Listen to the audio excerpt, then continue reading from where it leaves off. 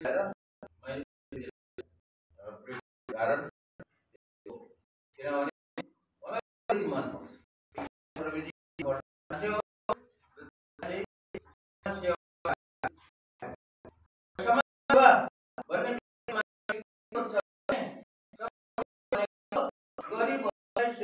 भने क्या कोही छ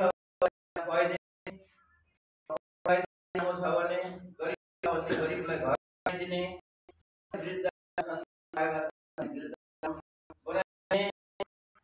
अस्पताल बनाउने स्कुल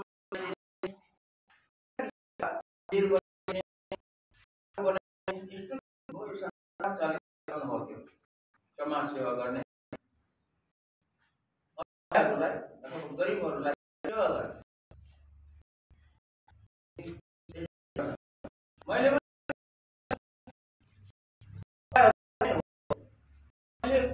समाज सेवा गर्ने असहाय अलिकति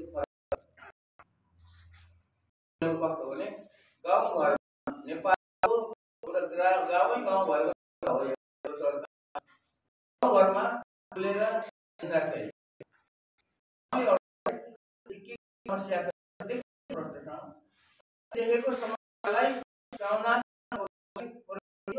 कसरी सकिन्छ भन्ने कुरो त्यहाँबाट मैले गर्नाले मैले समाज सेवा तरिका फरक तरिकाले गर्छु। म गाउँ डुल्दाखेरि अब अहिले पो धेरै गाउँहरूमा बत्ती पुगेछ। आजभन्दा 30-35 वर्ष अगाडि त सानो पानीबाट चल्ने सानो जेनेरेटर चिज बनाएर जुगाड जस्तो चिज बनाएर बत्तीसम्म पुर्याए। गाउँलेहरूले माथि 50 स्तरमा चाहिँ फलफुलहरू एकदम दुर्गम गाउँहरूमा अब त्यो बाटो नपछि फलफुलहरूलाई जहाँ बनाउने अब के बनाउन किन्छ बनाउन गरे। त्यसै तरिकाले चिज बनाउने सिकाए। गाउँमा दुध उत्पादन गर्छ तर दुध त सबै त्यो गाउँमा त खपत हुँदैन। चिज बनायो भने चिजबाट चाहिँ बजारमा जान्छ भन्ने हिसाबले त्यो पनि गाउँलेहरूको फाइदाको लागि। अनि कागज बनाउने नेपालमा हातले बनाउने भने परम्परादेखि चलिआएको चलन हो। कागज बनाउने गाउँलेहरूलाई केही न केही हुन्छ। त्यस्तै किसिमका साना विधिका जसले चाहिँ गाउँको जीवन अलिक सहज बनाउँछ त्यसरी चाहिँ समाज सेवा गरे। गाउँमा पुर्याए गएको छ। अहिले जेनेरेसनलाई भाइ बहिनी पहिला नेपालमा चाहिँ भाइ बहिनीलाई थाहा किनभने हातमा मोबाइल बोकेर जन्मेको उद्योगमा नेपाल कुनै पनि टेलिफोन थिएन। इन्टरनेट भन्ने त गाउँलेले सुनेकै थिएन। नेपालमा कसैले सुनेको थिएन भने अनि काठमाडौँमा मात्र भर्खर इन्टरनेट आयो। मान्छेलाई त त्यति बेला मैले टेक्नोलोजीलाई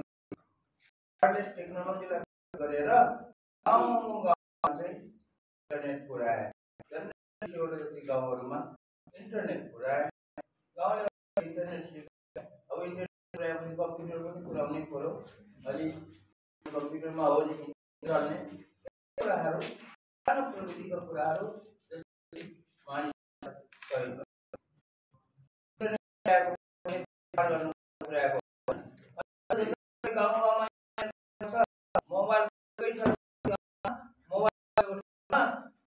चलेकै कुराहरू प्रविधिलाई प्रयोग गरेर गर्ने मान्छे हो, समाज सेवा मान्छे हो भनेर भन्नु। मैले यो किताबमा आफैलाई दिनुपर्छ मान्छे हो भन्ने। अनि लागि अब प्रविधिको विकास गर्ने भनेको त एउटाले मात्र गर्दैन, कुनै एउटाले सबै किसिमको प्रविधिको विकास त गर्न सक्दैन। अब कसरी चाहिँ धेरैभन्दा धेरै मानिसहरूलाई चाहिँ गर्व गराउने भन्ने हिसाबले सोच्दै जाँदाखेरि राष्ट्रिय आविष्कार केन्द्र एउटा संस्था खोल्यो र त्यो संस्थामा प्रविधिको विकास गर्न चाहनेहरू अलिकति प्रतिभा भएको, अलिकति सृजनशील, कुनै नयाँ नयाँ चिज बनाउन मानिसहरूलाई त्यो केन्द्रमा ल्याएर कुनै चिज आम जनतालाई फाइदा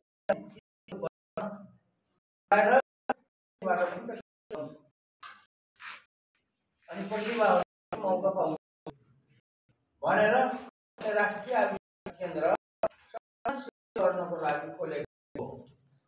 र त्यो राष्ट्रिय आविष्कार केन्द्रले कस्तो मानिसहरूलाई सेवा गर्छ भन्दाखेरि युवाहरूको सेवा गरेको। तर कस्तो युवाहरू भने जो सृजनशील छ, कुनै चिज गर्ने आइडिया छ, कतै जाँदाखेरि गाउँघरमा मान्छेहरू छैनन् तर उनीहरूमा चाहिँ के गर्ने आइडिया छ, यस्ता मानिसहरू चाहिँ नेपालमा दुःख पाइरहेको छ। केही गर्ने आइडिया भएको, प्रतिभा मानिसहरू, सृजनशील सिप भएको मानिसहरू छन् तर उनीहरूले आफ्नो प्रतिभालाई, आफ्नो सिपलाई देखाउनको लागि चाहिँ मौका पाएको छैनन्, किनभने कसैले मद्दत नगरेपछि दुःख। त्यस कारणले कसले दुःख पाइरहेको नेपालमा दुःख मध्येमा को पर्छ भने यसरी चाहिँ पढे लेखेका मानिसहरू जसले पढ्दै जाँदाखेरि केही न केही गर्छु भन्छ, केही न केही प्रतिभा, कुनै चिजको सृजना गर्छु भन्छ, अनुसन्धान गर्छु भन्छ, कुनै चिजको आविष्कार गर्छु भन्छ, त्यस अनुसन्धान आविष्कार गर्ने प्रतिभा भएका मानिसहरूले नेपालमा